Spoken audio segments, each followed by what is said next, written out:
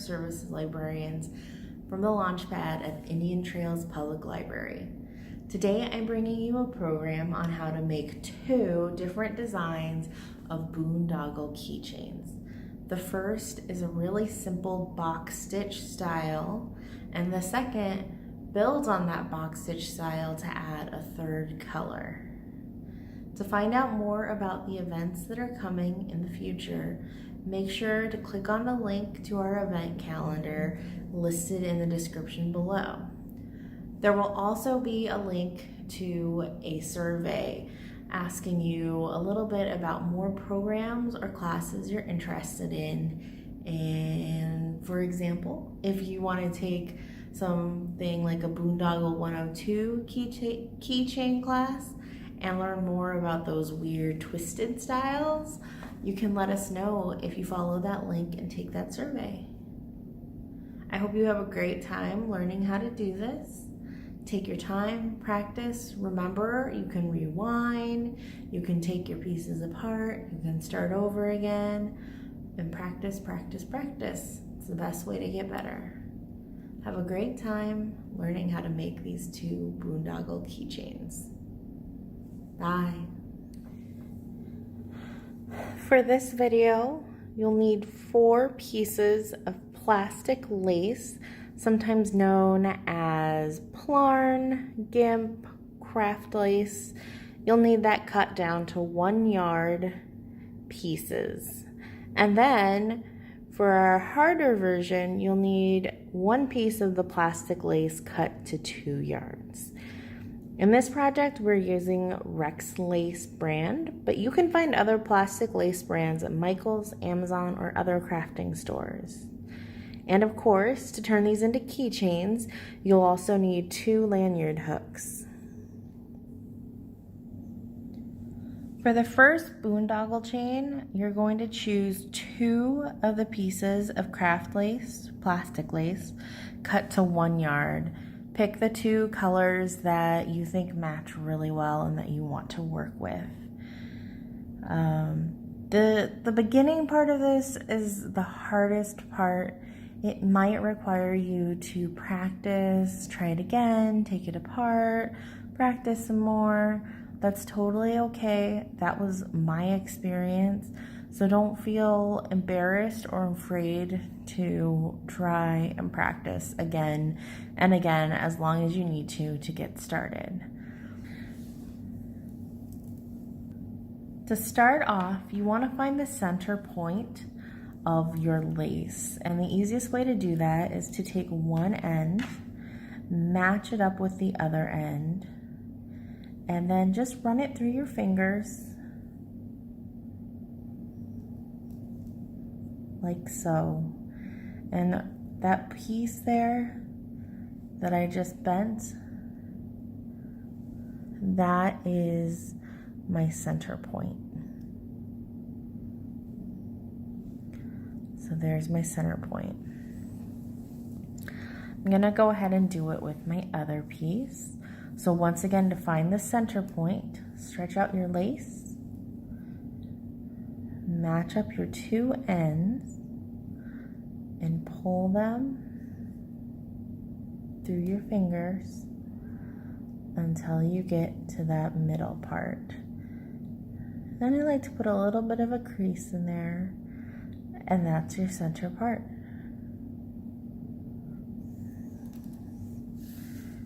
Once you've found the center parts of both of your pieces of lace, we're ready to move on to the next step. Okay, so now I have the 2 center points of my strings of lace, and I want to intertwine them. So I'm going to take one of my colors. In this case, I'm going to take the pink and just put through that loop that we created and pull until, whoops, I get those 2 center points aligned, just like that. And then I'm going to make a cross or a plus shape with these on the table or whatever work surface you might be using. You want to have it so that whatever color lace is on the bottom, because as you can see here, there's one piece on the bottom and one piece on the top. You want to make it so that your bottom lace, when you lay these down, is part of a cross or a plus sign, and the bottom lace is going to go from the top and stretch down to the bottom. This top piece of lace is going to stretch from the left to the right, or vice versa, right to left. You're going to take this piece that runs from the top to the bottom of your cross or plus, and you want to take the top piece, and we're trying to keep these as centered as possible, but sometimes that's hard. You're going to take the top piece from up here and you're going to loop it down, keeping it to the left. And I'm going to use a finger to hold that in place. And you want to take this bottom part here and loop that up, keeping it kind of to the right. So you have a shape that looks a little like that. It's almost like an N. Now we're going to focus on that part of our cross or our plus sign that ran from the left to the right. And you're going to start with the right side of your cross or your plus. And you're going to loop that towards the left, going over this one and then under this one. So I'm going over the first piece of lace and under, like you'll see this third here, skip that, go under, you'll see the second piece here, skip that and go under this third. So we're going over, under, and we're gonna keep this kind of pulled, let me show you, away from your body, kind of towards the top of where that cross would have been. Okay, now I'm gonna switch my hands a little, and we're going to do kind of the opposite. So I have my left side here now. I'm going to take the end of that and I'm going to go over this first piece of lace and then under that second piece of lace. And then you should be able to tighten these up and pull and knot them a little bit so that you get this nice checkerboard. Now, sometimes what might happen is something gets a little bit, as you're tightening it, it might wrap a little. Just don't tighten it right away. You can kind of twist it into place so you get a nice checkerboard pattern, just like that. So this is what it's going to look like from the top as we work up, and this is going to be the bottom for now. This is the hardest part. Once you get this part mastered, you'll be able to just work and work and work and get through and make a nice long lanyard piece, a boondoggle piece that you'll be able to turn into a keychain. We have our nice checkerboard pattern here. All you have to do is we're just going to keep going, looping from top to bottom, bottom to top, right to left, over, under, left to right, over, under. So I'm going to take my top and loop it down and hold it in place with a hand, and take my bottom and loop it up and hold it in place with my hand like that. So I have two loops that are perpendicular to each other. Then taking this right one, I can look and see that, let me turn it to the side. The yellow right now that we looped earlier to start this is on the right side.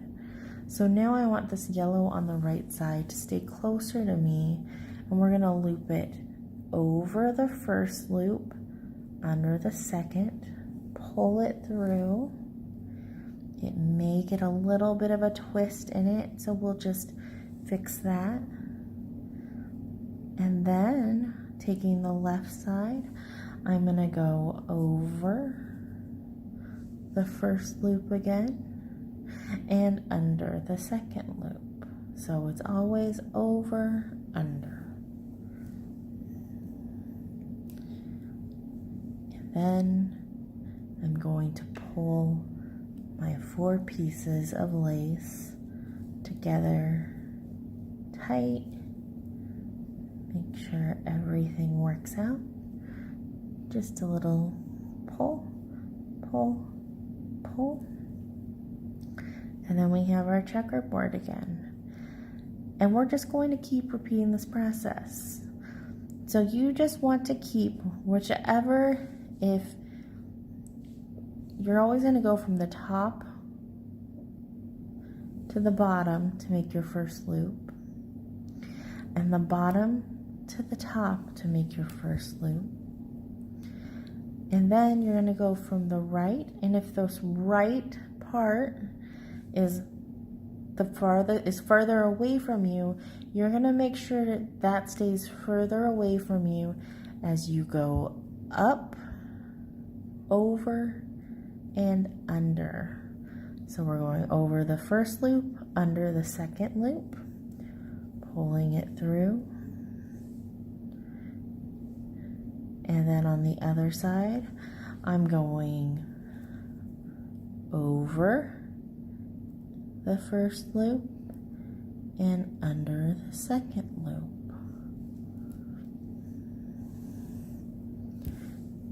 And pulling tight again. And that's really all it is. You just repeat these steps over and over again.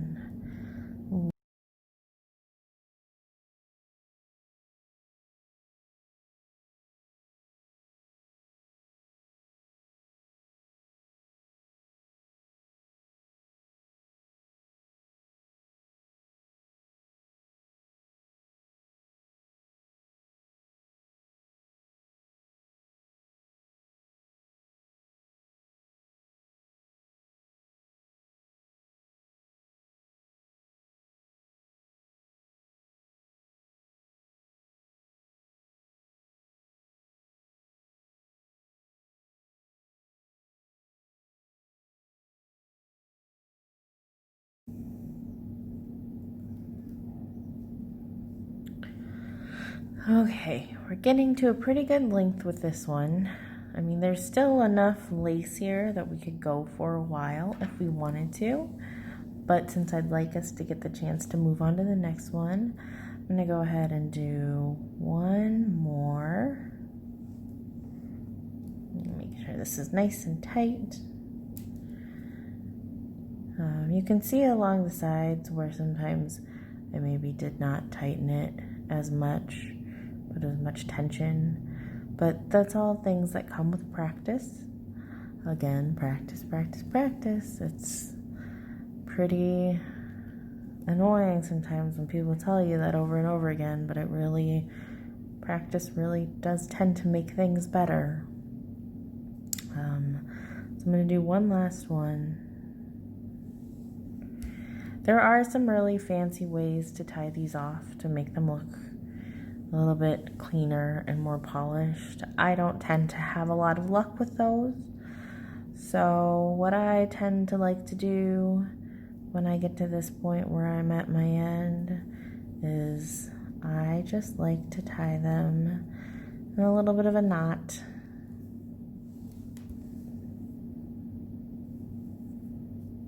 And pull. Make it look as neat as you possibly can. I recommend, if you don't like this knot style, go ahead and do a YouTube or Google search. There's all kinds of helpful tutorials out there, but honestly, I think that this gets the job done. So I have my 2 knots here. I'm gonna make a big loop around my finger and then pull everything through at once, and then just kind of scooch that down a little bit until the end is right there. And this is how I'm happy enough making my ends look. Like I said, you can go online, find some other tutorials. And now to turn this into a keychain, if we go back to where we started with our bottom here, all you're going to need is one of your lanyard hooks. You can use a pair of pliers for this, but I find it works just as easy to press and scooch it and press, scooch it on in there and twirl until you have your little keychain. And you can put this on your keys. You can hang this from a purse, a bag, zipper pull, kind of whatever you want to do.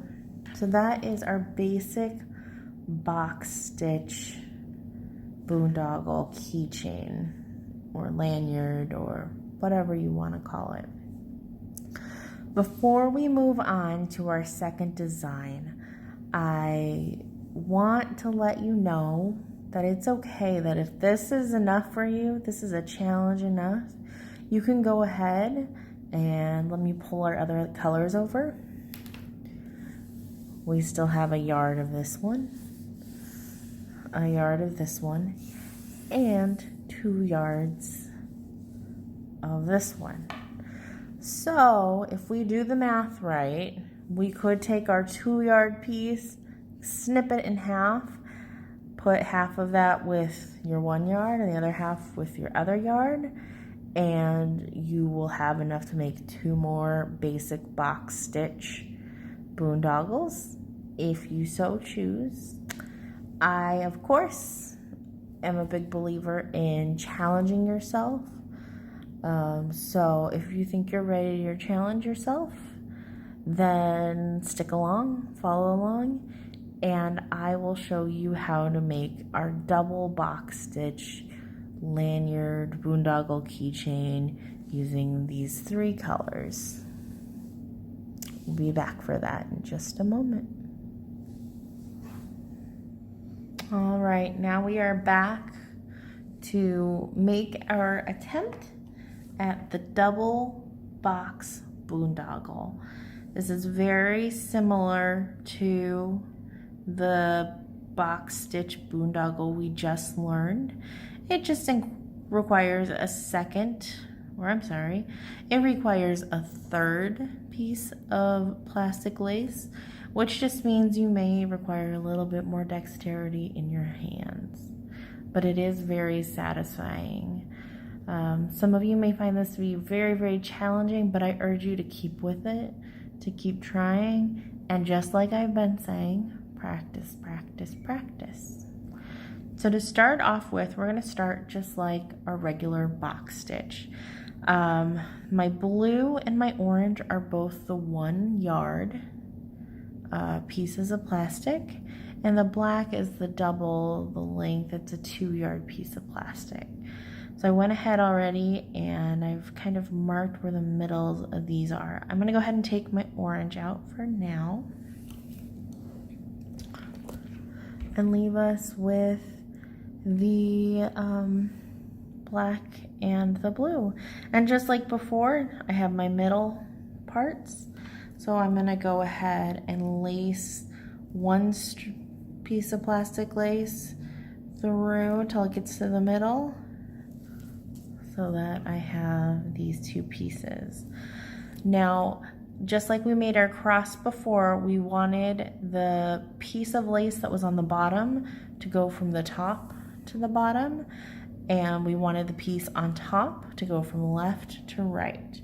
So I'm gonna go ahead and lay this out so that my long piece, which I want to go from left to right in our cross or plus sign, does that. And then our blue piece, which I want to go from top to bottom, is going to be the bottom piece of plastic.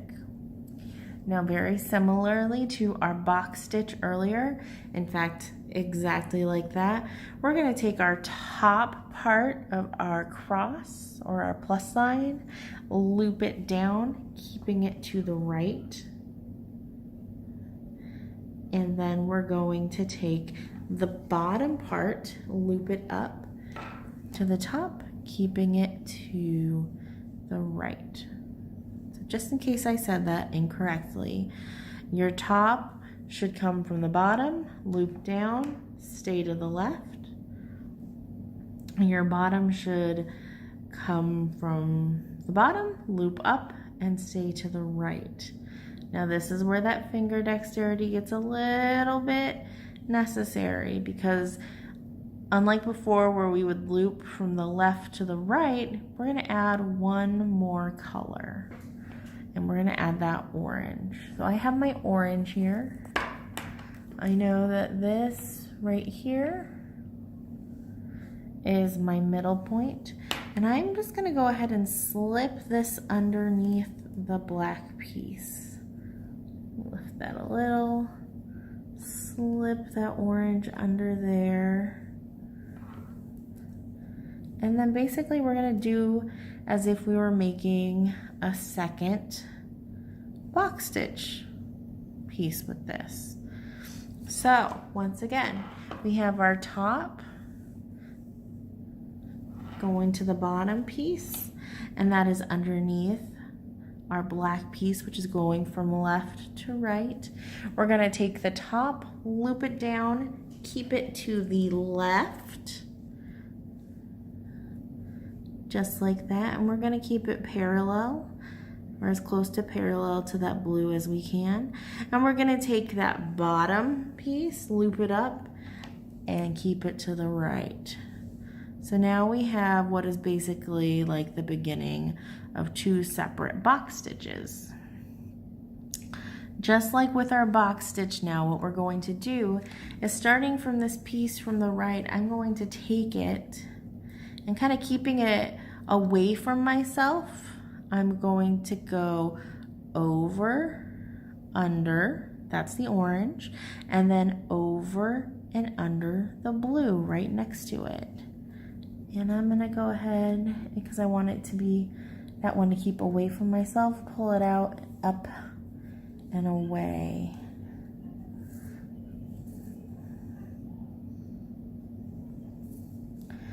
And then, like with the second loop from our box stitch, when we were going from the left side to the right side, let me reach through my fingers here and pull that on through.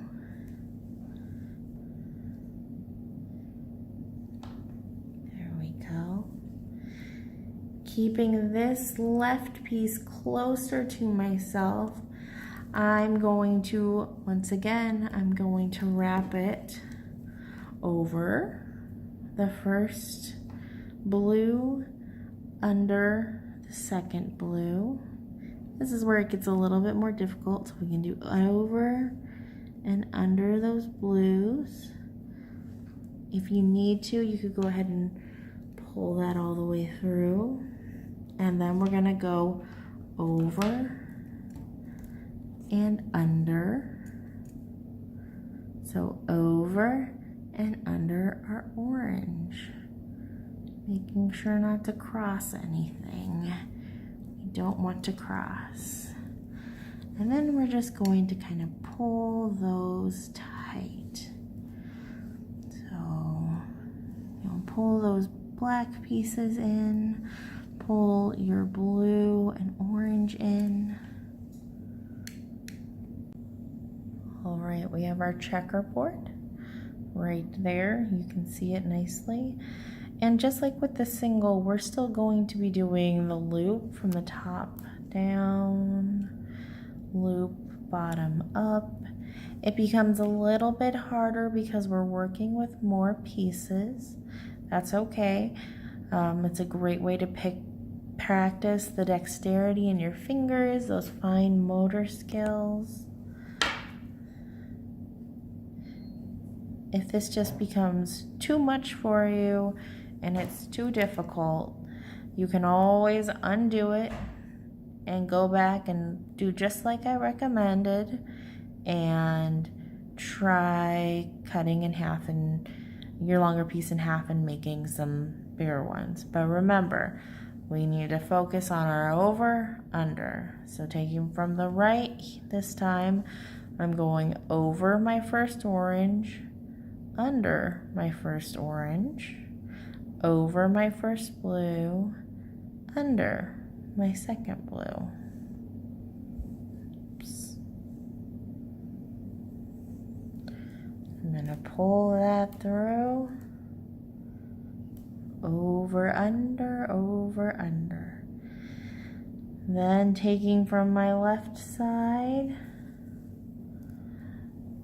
we're going to go over the first blue, under the second blue,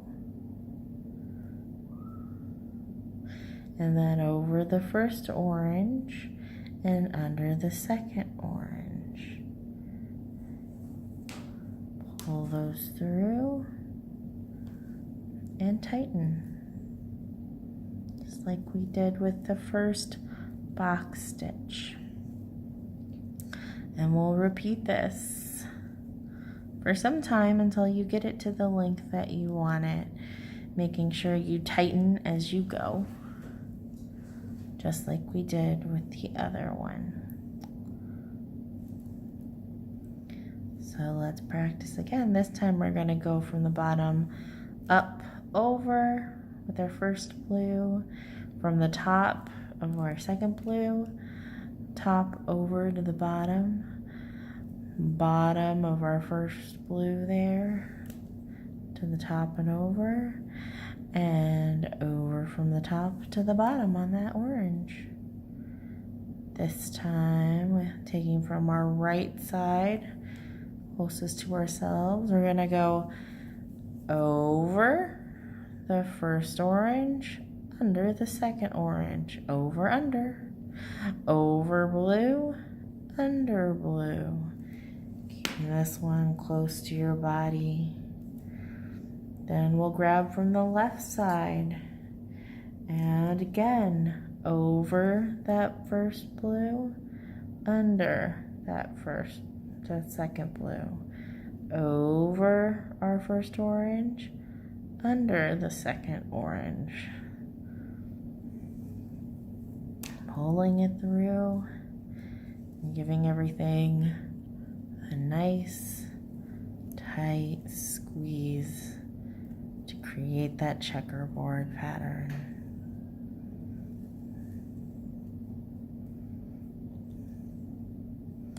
Sometimes on the side you can see it gets a little twisted there. All you have to do is push that out a little bit, pull it, untwist it, just finagle it a little bit, then tighten it back up, and it'll be just fine.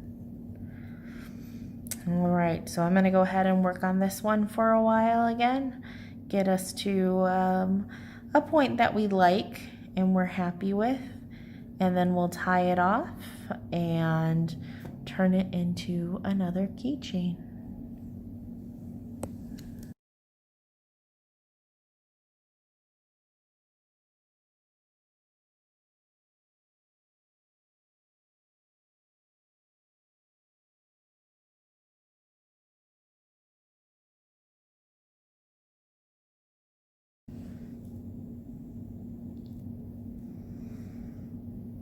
So I'll continue with this for a little while.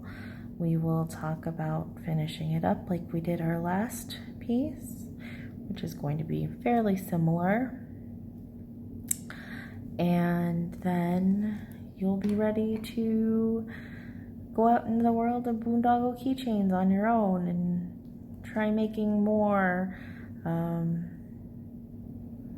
You can, like I said, find the lace at craft stores like Michael's, or searching for it on Amazon. You can find the keychain bits, if that's what you want to do with them. You can just make them as long and long as you want if you just are looking for something for your hands to do. To practice dexterity, keep dexterity, give little gifts to your friends. You know, everybody's art is their own, and I would love to see what you do with the art you create with this. Maybe you'll be able to come up with some kind of really nifty, cool installation piece by making lots of these and assembling them together. I don't know. It's up to you to decide how you want to use these and what you want them to look like. Because once again, they are your art. And it is art to be able to do this.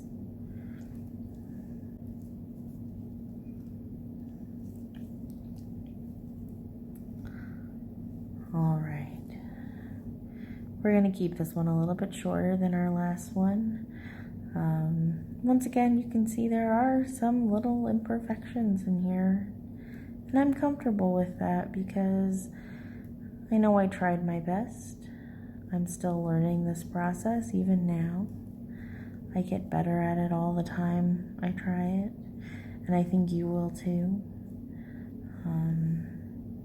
Maybe I got a few twisted stitches or a few places where my tension's not as good. I'm going to take one black piece and two laces from one side, one black piece and two laces from the other side. I am going to go ahead and knot these together once to give them that kind of finishing piece. And then I loop and pull all those laces through,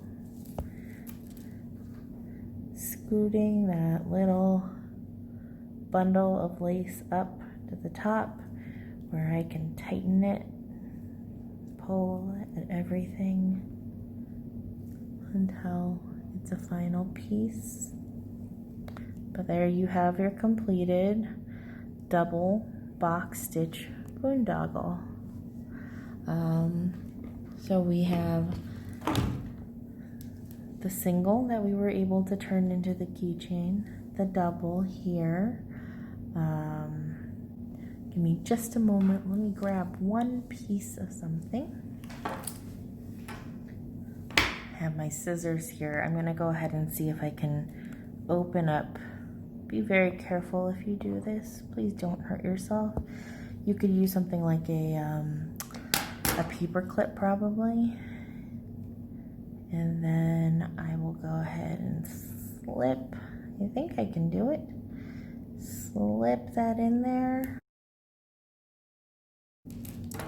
One more try, and if this doesn't work,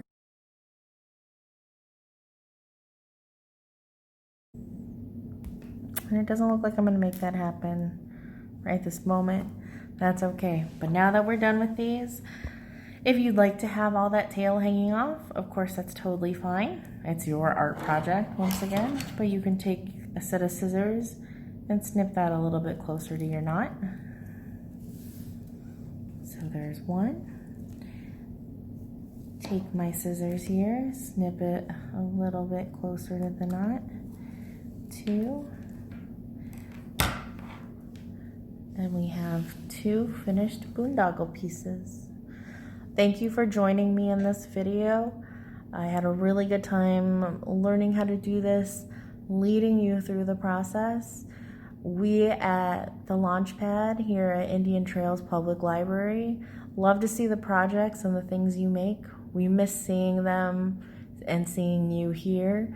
So please feel free to post pictures of your projects and your project progress on social media at #ITPLDmade, or you can send us a nice little email with a picture of your project to digitalmaker@itpld.org.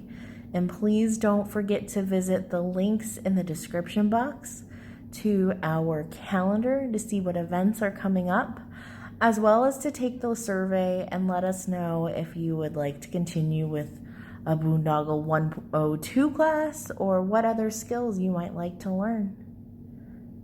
Have a great evening, day, whatever time you're watching this at, and I look forward to seeing you back in the library someday, and we look forward to hosting more programs for you in the future.